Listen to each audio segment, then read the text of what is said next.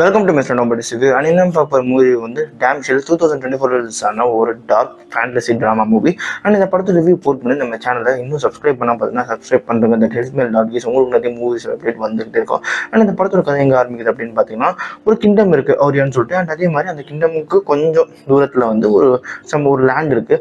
அந்த லேண்டில் வந்து இந்த மாதிரி கஷ்டத்தில் இருக்காங்க. அவங்க வந்து ஒரு பனிகாலம், ஓகேங்களா. அங்கே இருக்கிற நம்ம ஹீரோயின் பேர் தான் எலோடி, ஓகேங்களா. அண்ட் அவங்களோட வீட்டை தேடி ஒரு ப்ரப்போசல் வருது. என்ன அப்படின்னு பார்த்தீங்கன்னா, இந்த கிங்டம்ல இருந்து ஒரு ப்ரப்போசல் வந்திருக்கு. இந்த மாதிரி தன்னோட பையனான பிரின்ஸ், அந்த ராஜாவோட பையனான அந்த இளவரசரை வந்து கட்டிக்கிறதுக்கான ஆஃபர் வந்து நம்ம ஹீரோயினுக்கு வருது. ஹீரோயினுக்கு வந்து ஒன்றுமே புரியல.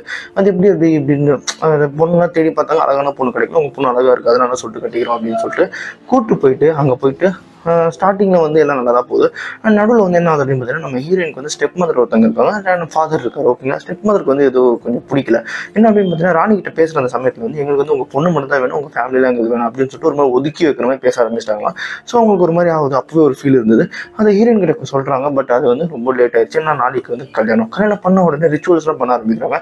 இந்த மாதிரி ஹீரோயின் வந்து எங்களோட ரத்தமாகணும்னு சொல்லிட்டு ஹீரோயின் கையில் ஒரு கத்தியால் கிழிச்சிட்டு, அதே மாதிரி வந்து பிரின்ஸோட கையில் கிழிச்சிட்டு, ரெண்டு பேரும் வந்து இணைச்சிட்டு, அதுக்கப்புறம் ஹீரோயின் என்ன பண்ணுறாங்க அப்படின்னா, ரிச்சுவல் பண்ணுற இடத்துல வந்து சைடில் வந்து ஒரு பொதுக்குழி மாதிரி இருக்கும். பொதுக்குழி கிடையாது, ஒரு குழி மாதிரி இருக்கும், ஓகேங்களா. அங்கே வந்து தூக்கி போட்டுறாங்க. ஹீரோயினை தூக்கி போட்டதுக்கப்புறம் தான் தெரிய வருது கீழே ஒரு டிராகன் இருக்குது அப்படின்னு சொல்லிட்டு.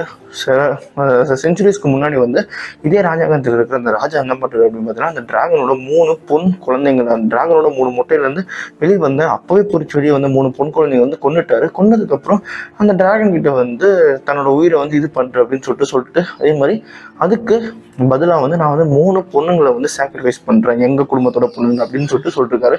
ஆனால் இவர் சாக்ரிஃபைஸ் பண்ண எல்லாருமே வந்து குடும்பத்தோட பொண்ணுங்க. இந்த மாதிரி கல்யாணம் பண்ணுறேன்னு சொல்லிட்டு கூப்பிட்டு வந்து பலி கொடுத்த பொண்ணுங்க.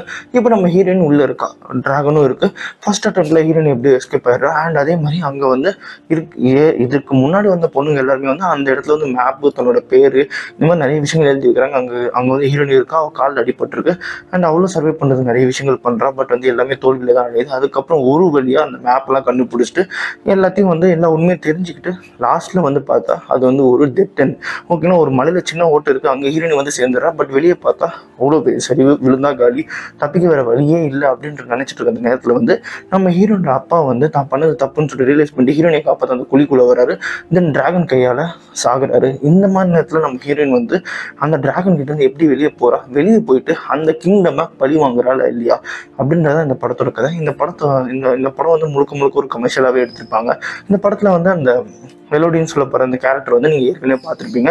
இந்த ஸ்ட்ரேஞ்சர் திங்ஸில் வந்து 11 சொல்லப்படுற இந்த கேரக்டர் ப்ளே பண்ண மைலி பாபி ப்ரவுன் தான் அவங்க. இந்த கேரக்டர் வந்து சூப்பராக பண்ணியிருப்பாங்க. அவங்களுக்கு இது வந்து ஒரு நல்ல படம் தான் நான் சொல்லுவேன்.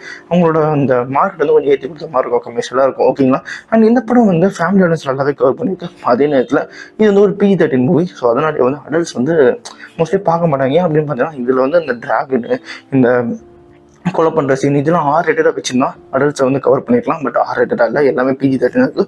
ஸோ அது வந்து ஒரு சின்ன மைனஸ் இந்த படத்துக்கு. அண்ட் இந்த படத்துக்கு நான் 3 டோனர்ஸ் தருவேன். அண்ட் இந்த படம் வந்து நெட்ஃப்ளிக்ஸ் அவைலபிள் இருக்குது. இதே மாதிரி மூவி பார்க்கலாம். நம்ம சேனலை சப்ஸ்கிரைப் பண்ணுங்க. நான் மிஸ்டர் நோபடி சந்திக்கிறேன். Bye, have a great day guys.